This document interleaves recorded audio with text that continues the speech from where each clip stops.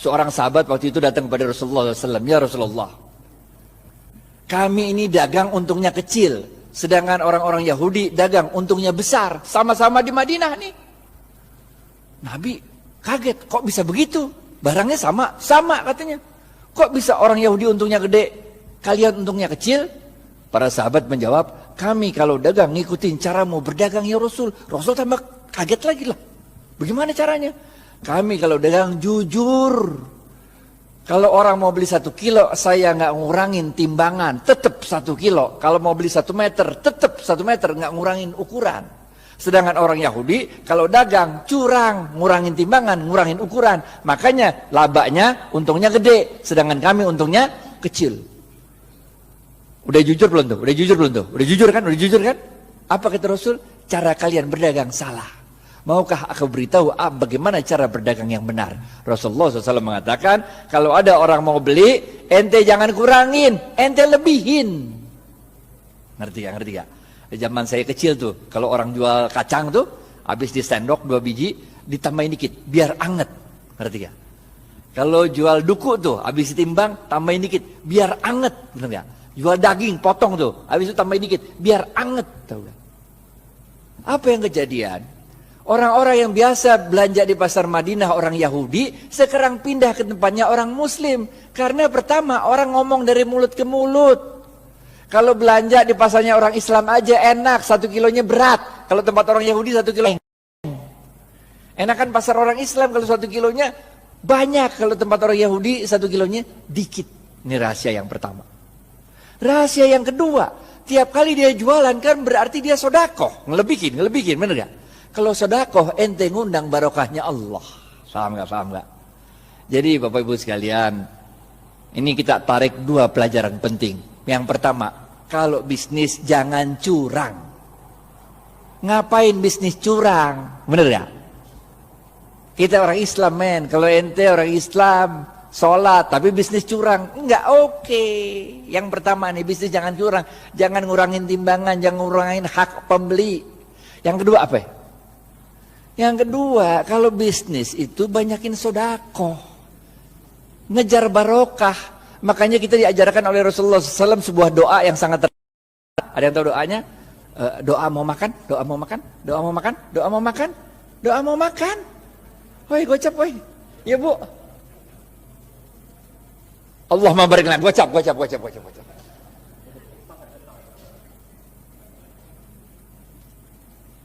Makanya kita diajarkan oleh Rasulullah SAW, Allahumma barik lana fima rozaqtana wa qina azabannar. Wahai Allah, berkahilah seluruh rezeki yang Engkau berikan pada kami dan jauhkan kami dari siksa api neraka. Ini doanya begini nih. Paham gak? Paham gak? Jadi kalau bisnis mau sukses, pertama ente kudu jujur. Tapi jujur aja kagak cukup, kita juga harus cerdas, harus fatonah, harus tableh, benar ya? Ente jujur tapi bego, ya udah ente selamat dunia tapi ente senep. Ente harus jujur, cerdas, dan jangan lupa apa? Cari barokahnya Allah. Karena Rasulullah SAW mengatakan dalam sebuah hadis, bapak-bapak nggak ada yang nunjuk nih, gocap. Khairun nas anfa'uhum, gocap. Ini dari Ustadz nih, halal thayyibah nih.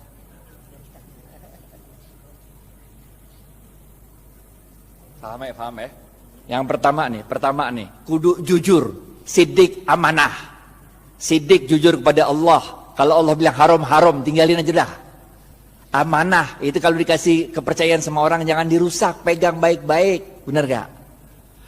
Selain jujur kita juga harus cerdas dalam membaca situasi, fatonah, cerdas dalam menyampaikan sesuatu, tabligh. Kagak cukup yang ini doa. Yang ketiga, benar gak? Jujur, cerdas. Yang ketiga, cari barokahnya Allah. Khairun nas anfa'uhum linnas. Sebaik-baik manusia adalah yang paling banyak memberi manfaat bagi manusia lain. Ngapain kaya sendirian, nggak asik walaupun halal. Ngerti gak?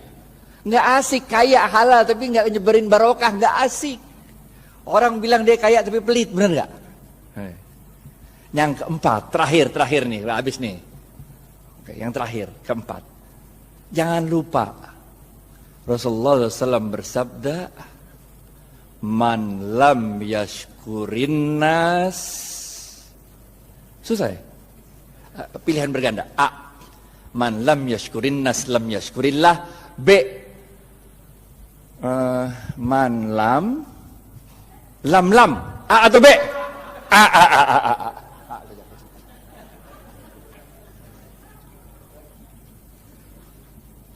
Ingat Bapak Ibu sekalian, kita ini bukan Rasul, bukan Nabi.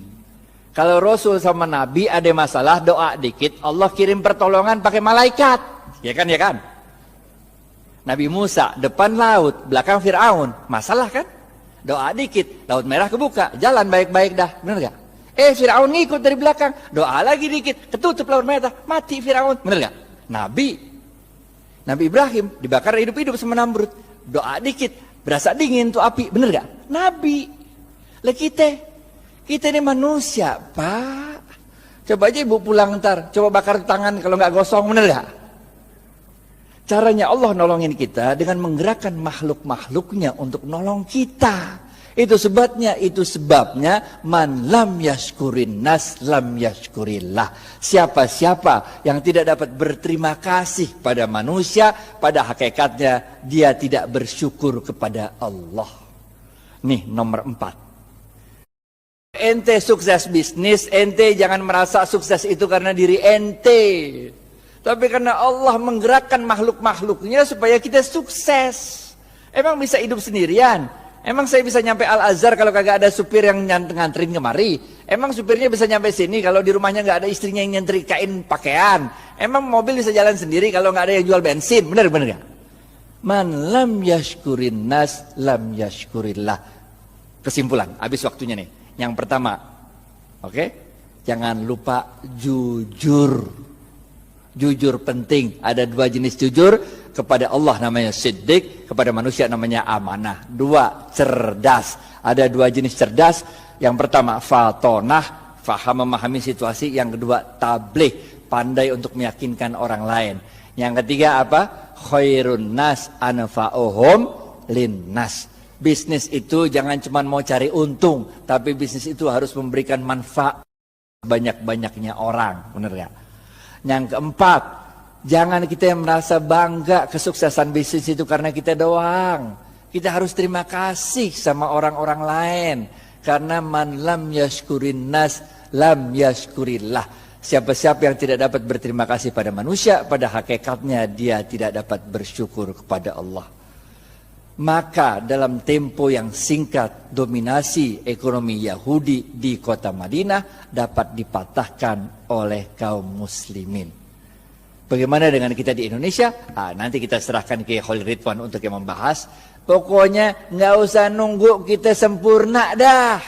Yang bisa jalanin gitu aja dah. Karena kaidah fikihnya berbunyi ma la yudraku kulluhu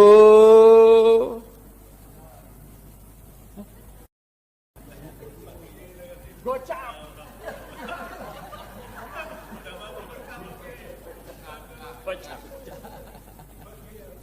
Ma la yudraku kulluhu la yudraku kulluhu.